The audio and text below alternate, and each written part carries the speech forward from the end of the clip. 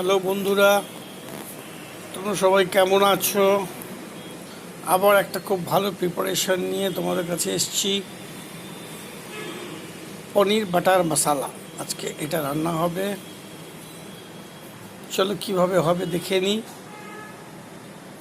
তার আগে তোমাদেরকে ওয়েলকাম আমার চ্যানেলের নাম সত্যব্রত ব্লগ। তোমরা সবাই সাবস্ক্রাইব করে নিও, তাহলে নতুন নতুন খাবারগুলো তোমরা দেখতে পাবে, কিভাবে রান্না হচ্ছে, তোমরা এনজয় করবে। প্রথমে পনিরগুলোকে কেটে নেওয়া হলো মোটামুটি ইকুয়াল সাইজ করে, তারপরে দেখছি কিভাবে রান্না হবে। চলো দেখে নিচ্ছি। You are all most welcome to my channel. আজকে হবে পনির বাটার মশালা।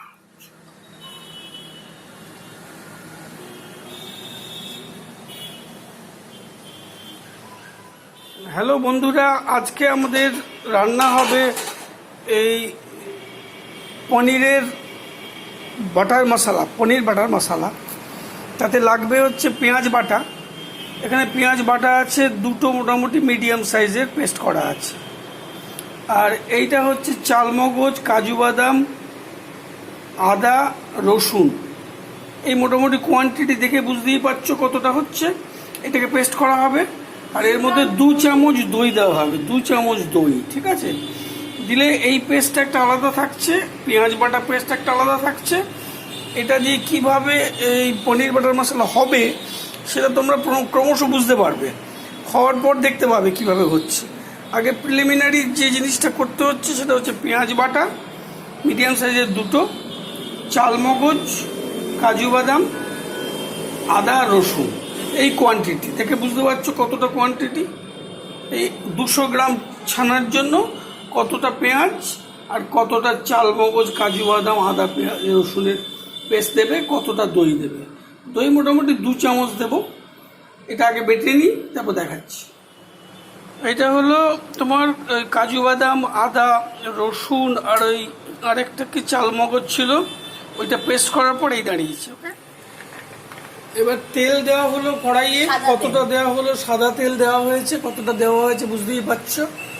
এই মোটামুটি কোয়ান্টিটি দেখা যাচ্ছে। এবার ছানাটাকে হালকা করে একটু নেড়ে নেওয়া হবে।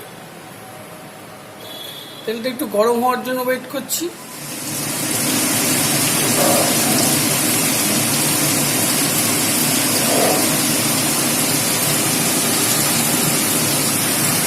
গ্যাসটা সিমে থাকবে, নইলে পুরো কালো হয়ে যাবে। ব্রাউন হওয়ার আগেই কালো হয়ে যাবে।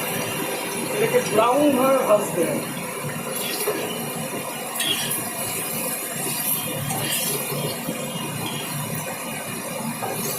এটার মধ্যে একটু নুন দিতে হবে, হলুদ দেওয়া হবে না, সাদা হবে। এই যে একটা কালচে মতো হয়ে গেছে, তার মানে হাইয়ে ছিল গ্যাসটা। নো হলুদ, অনলি নুন। হয়ে যাওয়ার পর আমাদের পনিরগুলোকে তেল দিয়ে হালকা করে নিয়ে তুলে রাখবে। এটা গরম মশলা দেওয়া হচ্ছে, গরম মশলা। তারপরে পেঁয়াজ বাটাটা দিচ্ছি, গরম মশলাটা দেওয়া হচ্ছে। গরম মশলা গোটা গরম মশলা দেওয়া হয়েছে। এটা পেঁয়াজ বাটাটা দিচ্ছি। গোটা গরম মশলার মধ্যে দারচিনি, ছোটো এলাচ, লবঙ্গ। পেঁয়াজ বাটাটা পড়ে যাবে, ঠিক আছে? পেঁয়াজ বাটাটাকে তেলের মধ্যে কষে নেওয়া।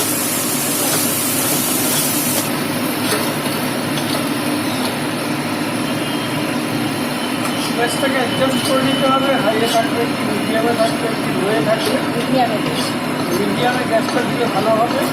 একেবারে ব্ল্যাক হবে না, পেঁয়াজটা আস্তে আস্তে ব্রাউনের দিকে টার্ন করবে। ব্রাউন হবে না, ব্রাউন হবে না, পেঁয়াজটাকে একটু কষে নিয়ে তারপর হালকা করে কষে নিয়ে, গরম মশলার পেঁয়াজ কষে নিয়ে এবার চালমগজ, কাজু বাদাম বাদটা করবে। তারপরে পনিরগুলোকে দিয়ে নুন চিনি দিয়ে, হলুদ পড়বে না, কাঁচা লঙ্কা পড়বে না, শুকনো লঙ্কা পড়বে না,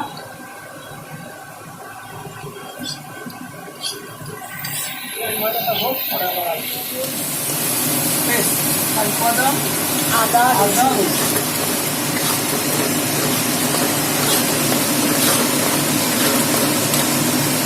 লাস্টে মাখন দিয়ে নামিয়ে নেওয়া হবে পনির দেওয়ার পর। তাই জন্য একটা পনির বাটা হবে।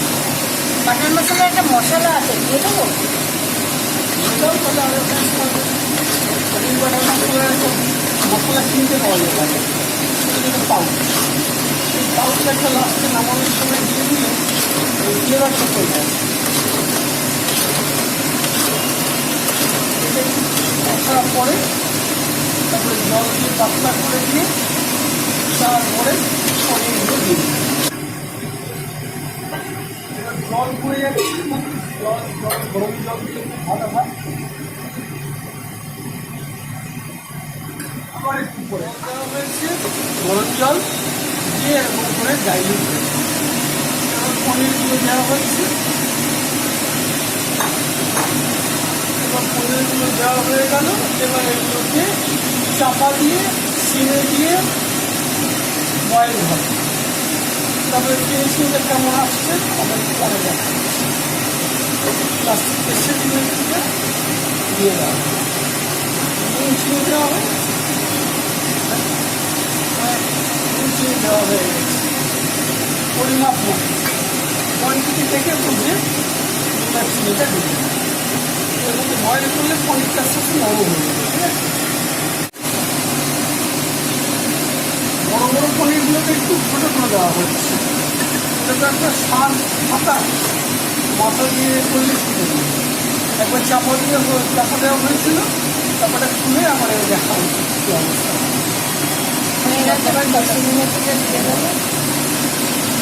কসুরি মেথিটা বাটার দিয়ে দেবো? আর একটুখানি বাটার পড়ে যাচ্ছে। যদি বাটার বেশি খেতে চাও বেশি দেবে, কম খেতে চাও কম দেবে। আমরা একটু বাটার কম দিয়ে করি।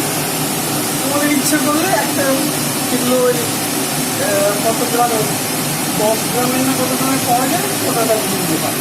আমরা একটু অল্প করে দিচ্ছি, আমরা বেশি বাটার খাই না। আমরা 1 চামচ মতো বাটার দিয়ে নেব। ঠিক আছে, এবার কেশরি মেথিটা দিয়ে নামিয়ে নেব। চিনি দেওয়া হয়ে গেছে, নুন দেওয়া হয়ে গেছে। কেশরি মেথি একটু হাতে ঘষে পড়ে গেল। আরেকটু ঝোলটা কমিয়ে নিয়ে আরেকটু এটা পনিরগুলো আরেকটু বয়েল হয়ে যায়, গরম হয়ে যায়, তারপরে নামিয়ে দিয়ে ফিনিশ করা হয়ে গেছে। এইরকম দাঁড়িয়েছে পনির বাটার মশলা কম বাটার দিয়ে। পনির বাটার মশলা কম বাটার দিয়ে।